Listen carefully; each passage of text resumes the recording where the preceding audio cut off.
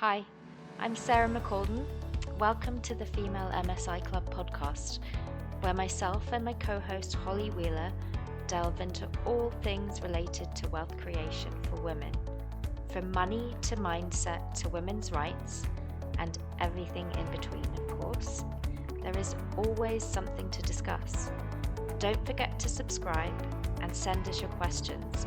We'll be sure to get them answered. Thank you for listening and enjoy. Hi everybody, welcome to the Female MSI Club podcast. It's Sarah McCalden here. Today with the lovely Anita Singh. I've known Anita for a few years now. Actually, we met because we are both vegan, and I was looking for other parents because I just actually moved from New Zealand over to London at the time, I think, if my memory serves me correctly. But I've also, Anita's got an amazing business. It's like it's super amazing. I love it, and she's made so many things for my clients, which I'm so happy about. Like, I've got my own. Yeah. Anyway, we can get into it. So hi Anita, welcome. Hi Sarah, thank you for having me. So I'd really like for you to share with our listeners today about your journey into entrepreneurship. I guess if you even see it that way, and how it started. You know, did you have a job before? How did it come about that you started? Yeah, absolutely. Well, I think like many people listening, I've had many jobs in the past. I've done everything from folding jeans in a jean store to wrapping presents at a gift shop, all on my way up towards sort of the path that I've taken today. I think the most corporate thing that I've done was work in a car dealership for many, many years as a financial manager, a business manager. So I would be constantly meeting people. I would be selling them finance for their new vehicles, etc. And that was a path that I took for 10 years of my life before moving here to this country, because I was based in Canada before. And, you know, at that time in my life, it gave me what I needed. It gave me a lot of financial security. But one thing that I was really missing was the creativity factor. I was dealing with insurance, I was dealing with finance. They were quite dry topics for me, because I feel like I have a lot of creativity inside that I need to get out. But how do you make money around that? That's kind of the big question. Making money out of something you love to do is not always easy. So I had moved to the UK. I gave up everything in the search of, for my partner at the time. Gave it all up for love and moved over here and found myself kind of, you know, I didn't really adjust right away. It was very different. Even just the telephone, even calling on the telephone, the everything just looked different from the Canadian to the English way of life. The humor is different. It took me a while, but I finally settled, and I finally found my path when I joined the group PETA, People for the Ethical Treatment of Animals. And I stayed with them and I moved through the ranks with them. I was finally doing something I loved doing. I was using my creativity. I was fueling my passion for veganism and for animal rights, doing demonstrations all over the world.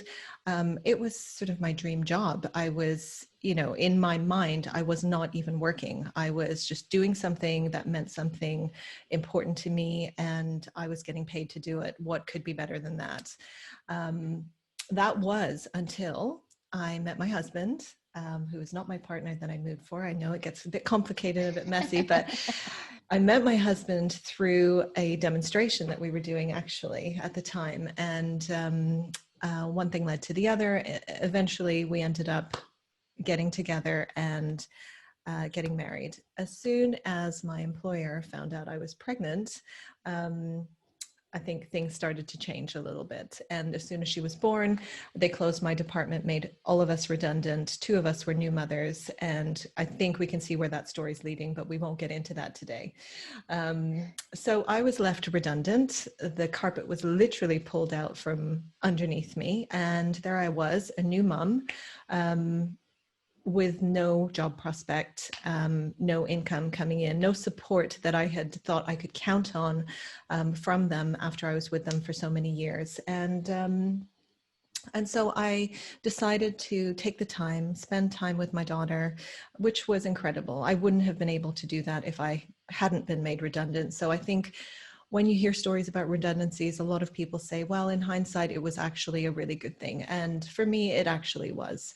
I took a few years out. I spent time with her. I went to all the baby classes, did baby massage, I sang Zoom, Zoom, Zoom a million times too many, I think.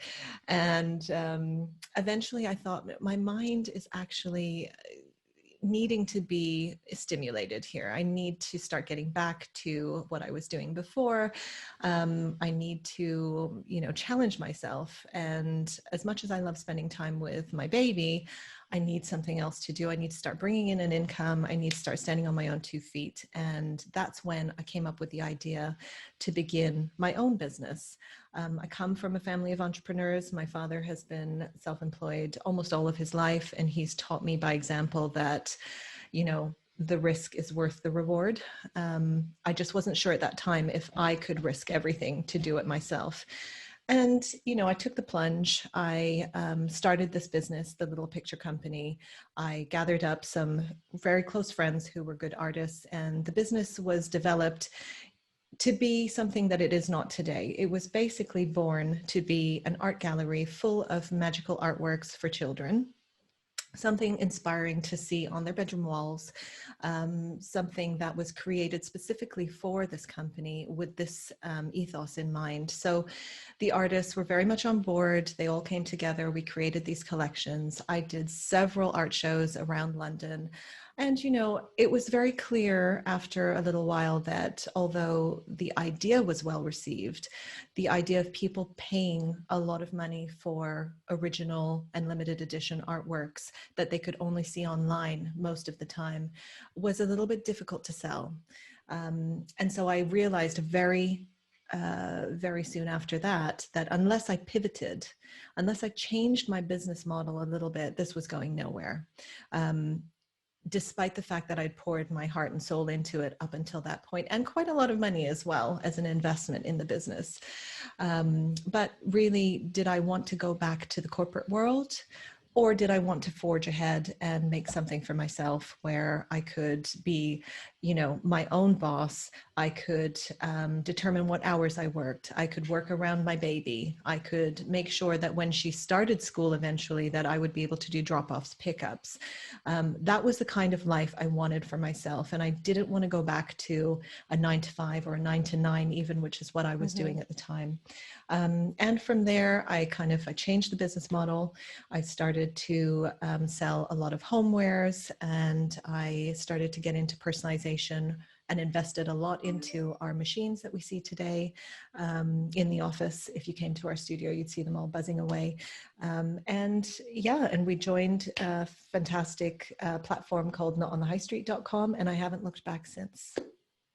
That's amazing. And so in your story there, you said, I wasn't sure if I could make the leap, but I did anyway. Like what was going on in your mind then? Well, I think that, after 2 years of basically being at home as a mum, being deflated that, an organization that you thought you were so integral within could just dump you as soon as you had a child. I think my ego and, everything had taken a bit of a battering. So, in order to pick myself up and in order to go ahead and put my savings into something new, I just wasn't sure if it was something that I needed to do at that time.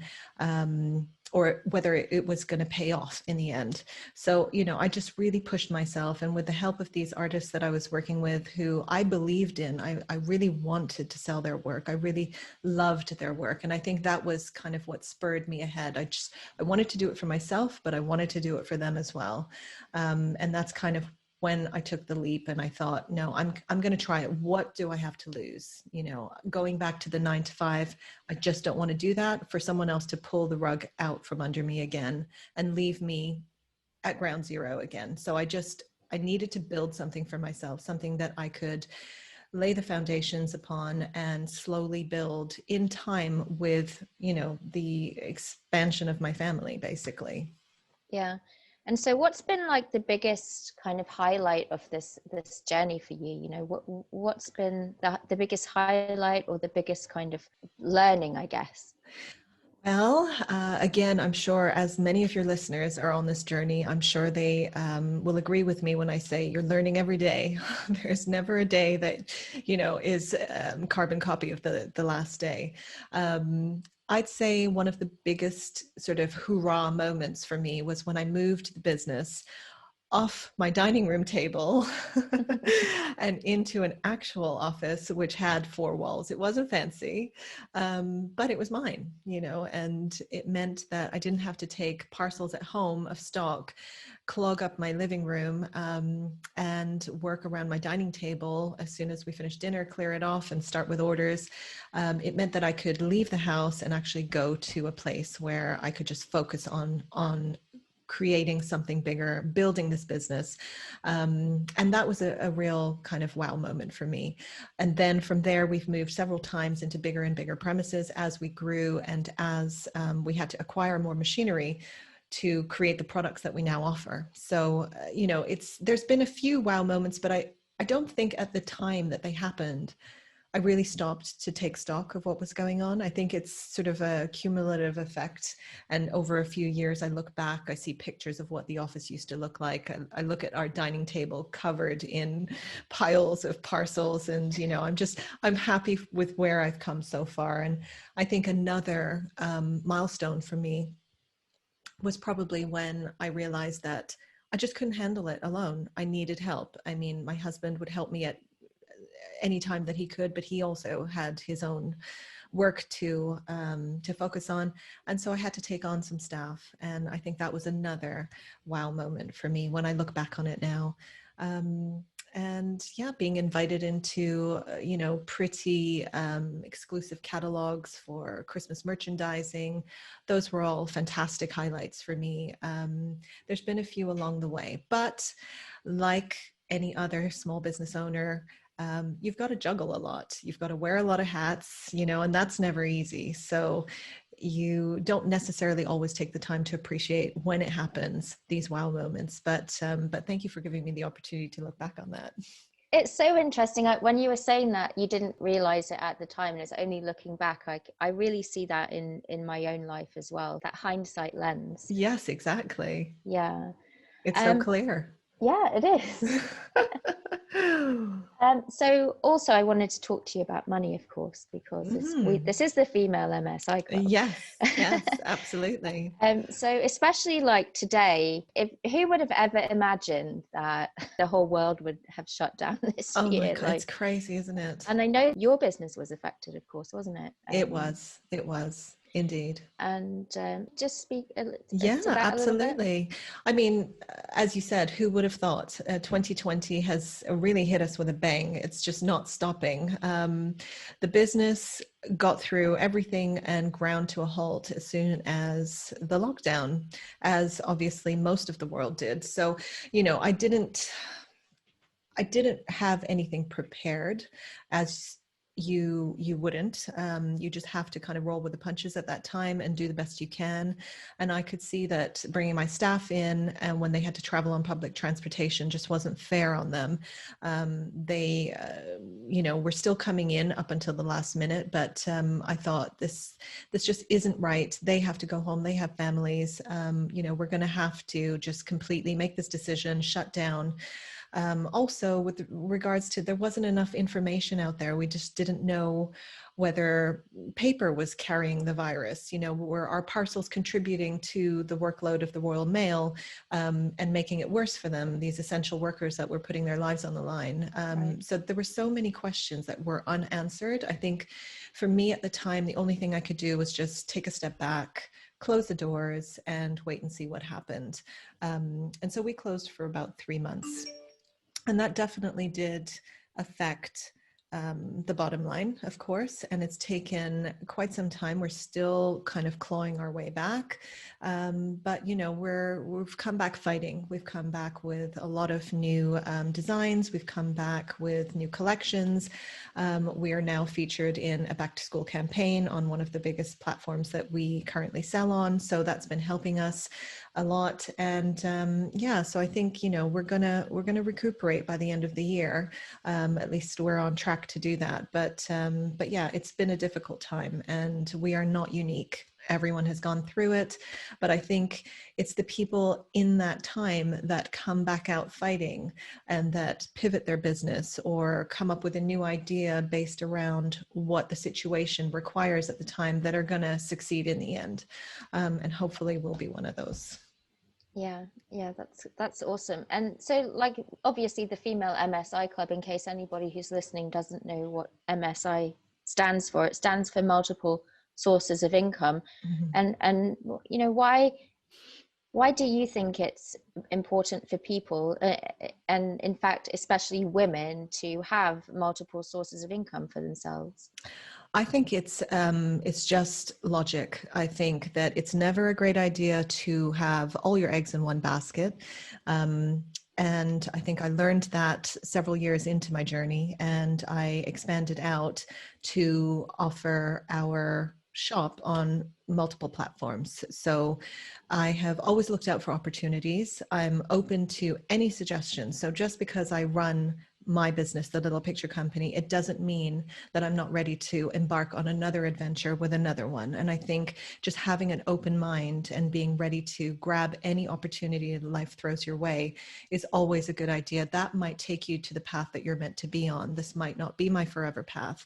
This might run dry one day, and whereas something else might take off. So at the moment, I have 3 shops running at any given time. So I can rely on one of them performing better than the other. And at busy times, they all perform well. So, the more the merrier, really. I just think it's a dangerous thing to just rely on one source of income when you can possibly be reaching for others.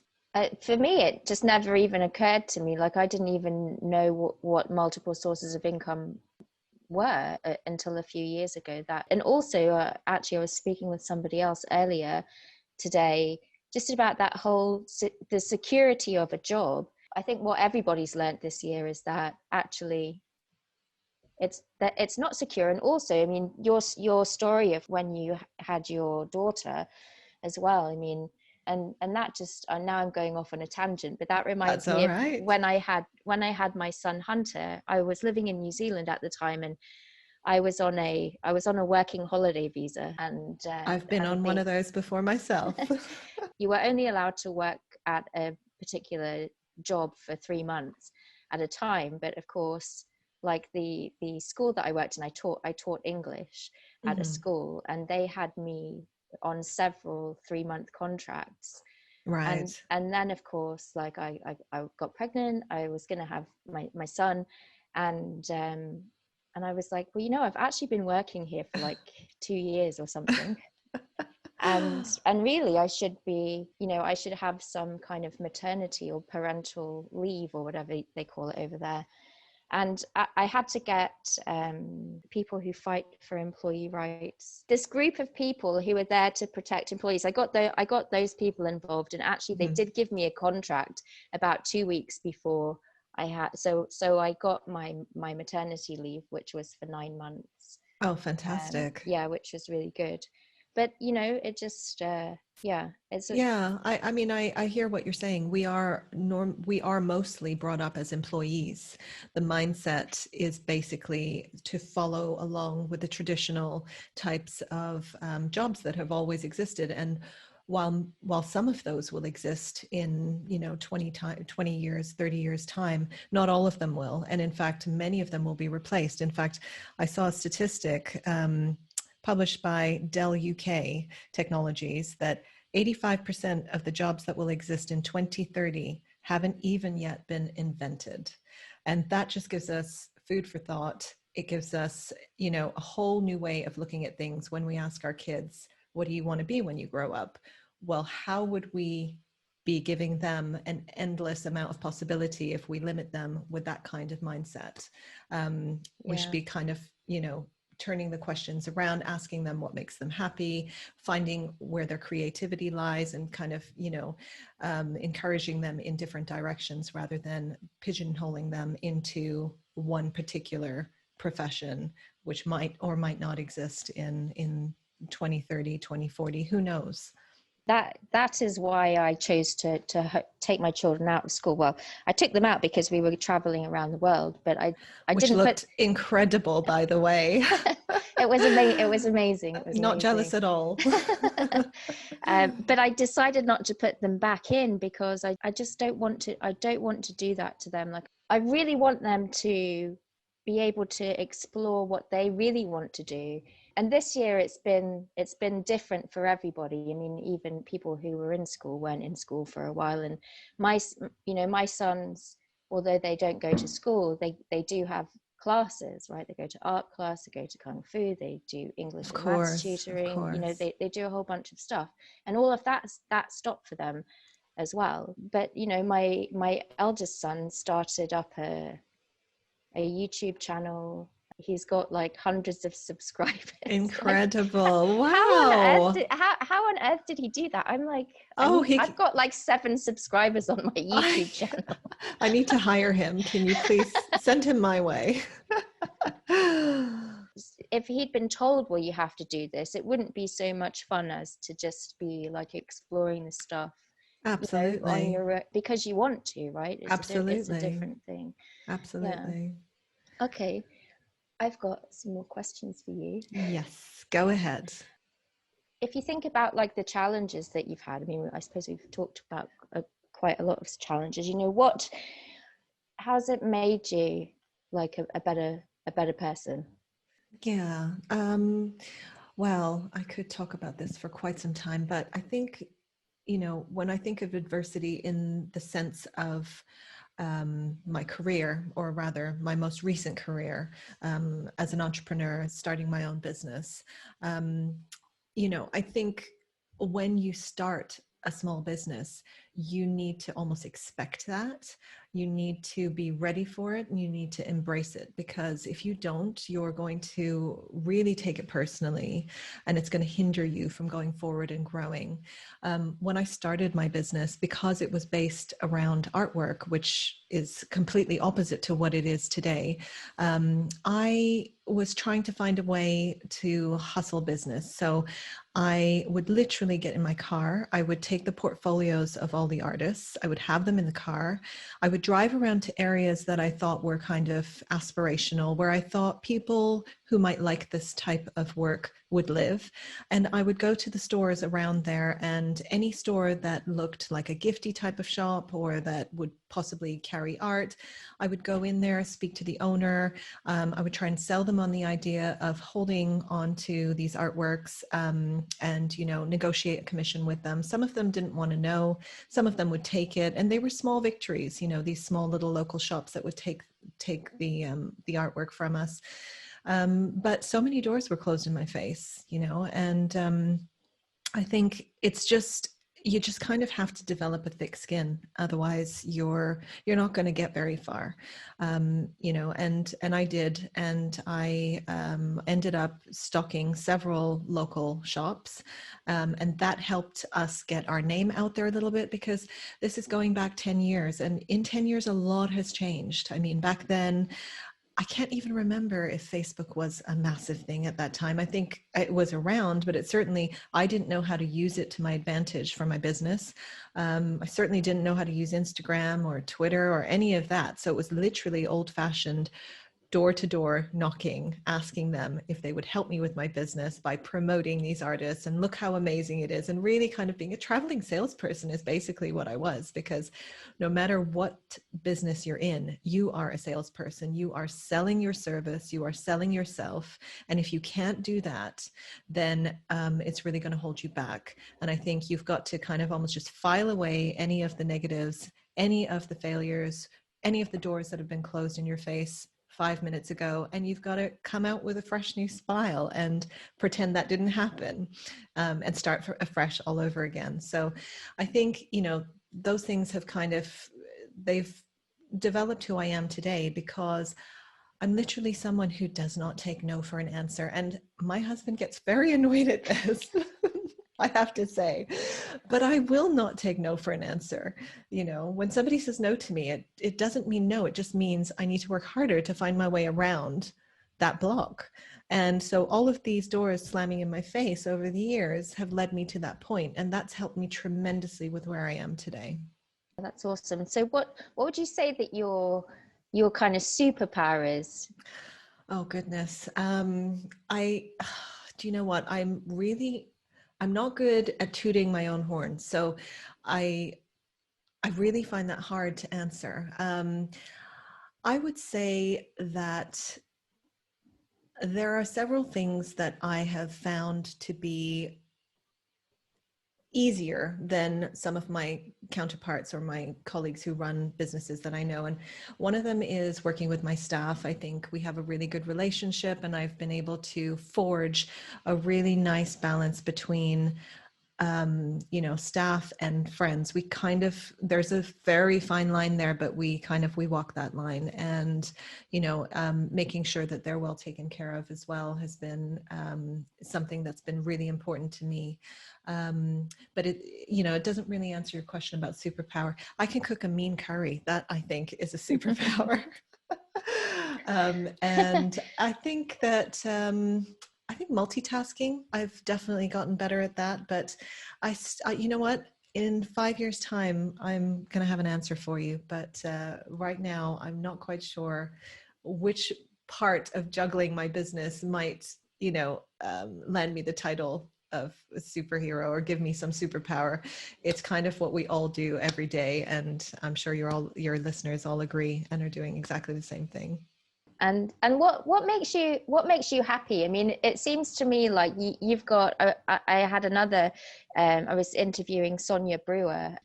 She's the nutrition healer, and she's living her dream. Like her lifestyle and her beliefs and all of that kind of stuff, and her business, they're all really aligned. And like hearing you speak today, it seems like a similar thing. Correct me if I'm wrong.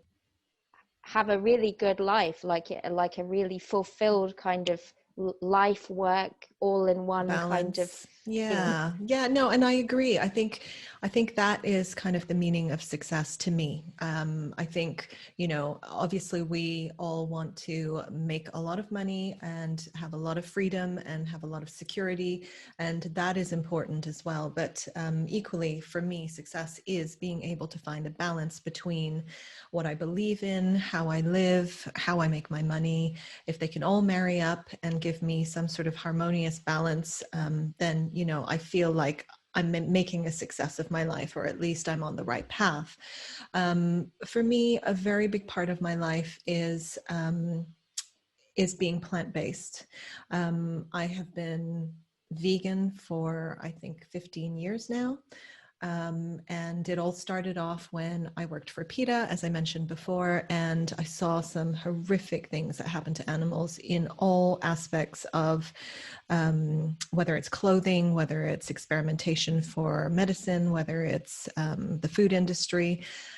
Everywhere that people can make money off them, animals are exploited. And to me, it really hits a raw nerve with me. And I'm not saying that it's just focused on animals, because injustice anywhere is something that we all need to take very seriously, and we should all stand up and say something about. And for me, I've made it my raison d'etre, if you will, to always stand up and be the voice for any animal that's being mistreated. And I do that in my way of life. My entire family is vegan. My husband's been vegan for 35 years, believe it or not. My daughter is 12 years old. She's vegan, and she has always been. And she understands why our family is vegan and why we do not support animal exploitation. And I have woven those beliefs into my business, which means that I ensure that any products that we purchase have not been tested on animals. I make sure that they, are cruelty-free. They don't have animal products in them.